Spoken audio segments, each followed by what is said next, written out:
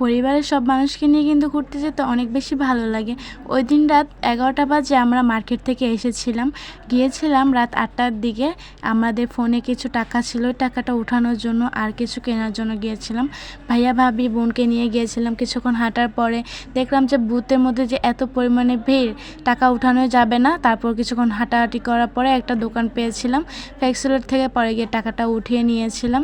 পরে মার্কেটে কিছুক্ষণ হাঁটাহাঁটি করার পরে একটু ভিডিও শ্যুট করলাম। আমাদের নারায়ণগঞ্জ এলাকাটা আপনাদেরকে দেখালাম, নারায়ণগঞ্জ মার্কেটটা। আপনারা কারা নারায়ণগঞ্জ থাকেন অবশ্যই কমেন্টে বলে যাবেন। এই যে কিছু টাকা উঠিয়ে নিয়েছিলাম মার্কেট করার জন্য। আমি আবার কোথাও একা যেতে পারি না। একা গেলে আমি অনেক বেশি ভয় পাই, কারণ আমি রাস্তায় গাড়ি পার হতে পারি না। গাড়ি পার হতে হলে আমি প্রায় আধা ঘন্টার মতো দাঁড়িয়ে থাকি রাস্তার মধ্যে। এখানে আমার ভাবি ব্যাগ দেখছিল যে ব্যাগ কিনবে কি না, কোন ব্যাগটা কিনবে। তো যাই হোক, পরে আমরা কেনাকাটা করে আমরা পরে বাসার দিকে রওনা দিয়েছি। প্রায় 11:30 মতো বেজে গিয়েছিল। কিছু ফল কিনেছিলাম আর এখানে কিছু বিরিয়ানি কেনার জন্য ভাই রাস্তা দাঁড়িয়েছিল। বিরিয়ানি নিয়ে এসেছিলাম বাসায় খাওয়ার জন্য, কারণ রাস্তায় আমরা কিছুই খাইনি। এর জন্য আমরা বাসায় ফল নিয়ে এসেছিলাম। আর এই ড্রাগনগুলো অনেক বেশি ভালো লাগতেছিল, ছোট ছোট, আর খেতেও কিন্তু অনেক মিষ্টি ছিল। ড্রাগনগুলো দেখতে ছোট হলেও খেতে অনেক বেশি ভালো ছিল। তো আমি আমার ভাস থেকে কেটে দিয়েছিলাম। রাত প্রায় তখন 12টার দিকে বাজে।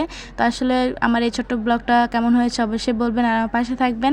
আর সবাই কমেন্টে জানাবেন আমার ভিডিওগুলো কেমন হয়। আর আপনাদের কমেন্টের মাধ্যমে কিন্তু আমি বুঝতে পারবো যে আমার আর সামনে ভিডিও বানানো যাবে কিনা। আর আপনারা আমাকে উৎসাহ দিলে আমি সত্যি বলতে ভালো ভালো ভিডিও আবার বিরিয়ানি এনেছিলাম, এখানে তেহারি, আর এনেছিলাম আমার বাবার জন্য মোরগ পোলাও। কারণ আমার বাবার ডায়াবেটিসের সমস্যা, হাই প্রেশারের সমস্যা, তাই সে আপনার মোরগ পোলাও ছাড়া আর অন্য কিছু খেতে পারবে না, বা মাটন বা গরু মাংস খেতে পারবে না। এই জন্য আব্বুর জন্য ওগুলো নিয়ে এসেছিলাম।